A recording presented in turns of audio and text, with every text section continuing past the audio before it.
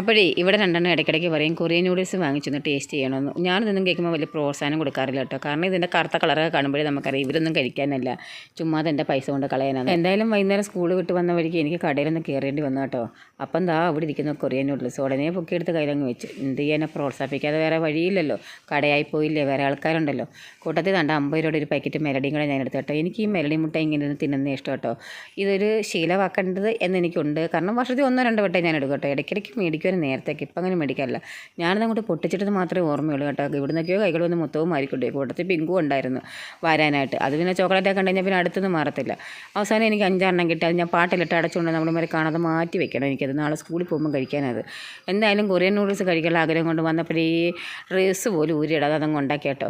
വായി വെള്ളം നിൽക്കണ്ട. ഇത് കഴിച്ചുകൊണ്ടിരുന്നപ്പോൾ അവളമാരുടെ മൊത്തം എക്സ്പ്രഷൻ കണ്ടോ, ഇഷ്ടപ്പെട്ടില്ല. ഒടുക്കത്തെരിയായിപ്പെട്ടോ, എരിച്ചിരിച്ചിരിച്ച് ആശ്മീർന്ന് ചെയ്യുന്നത് കണ്ടോ.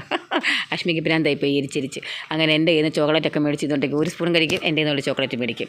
അങ്ങനെ കഴിച്ചുകൊണ്ടിരിക്കട്ടെ. രണ്ടാലും മാറ്റി വെച്ച് ചെയ്തു, കഴിച്ചില്ല. എൻ്റെ 53 രൂപ എനിക്ക് പോയി കിട്ടി. അമ്പലത്തിൽ നിന്ന് കുറച്ച് പ്രസാദം കിട്ടിയായിരുന്നു കേട്ടോ. ഇതങ്ങോട്ട് മാറ്റി വെച്ചിട്ട് പിന്നെ അത് എടുത്ത് വെച്ച് തിന്നുക. എന്തോ കിട്ടിയാലും തിന്നുന്നത് ഞങ്ങളുടെ പിങ്കുവിന് പോലും ഇത് വേണ്ട. ചുരുക്കി പറഞ്ഞാൽ പട്ടിക്ക് പോലും വേണ്ടത്. ഇത് ഞാൻ എന്തോ ചെയ്യുമോ എന്താ. അപ്പോൾ എൻ്റെ ചാനൽ സബ്സ്ക്രൈബ് ചെയ്യണമല്ലോ.